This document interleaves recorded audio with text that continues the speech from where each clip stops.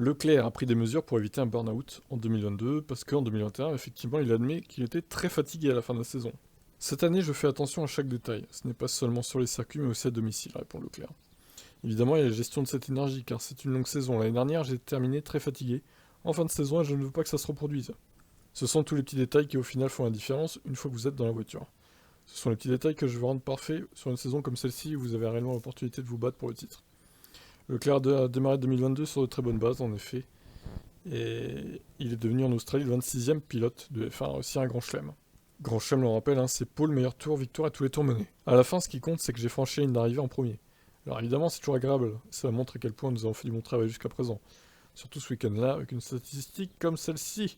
Mais ça n'a pas tellement d'importance pour moi, de faire des grands chelems. Voilà, bah écoutez, à voir s'il tiendra mieux à distance sur cette saison qui comporte plus de courses, mais qui est plus compacte en termes de mois. Donc on verra ça.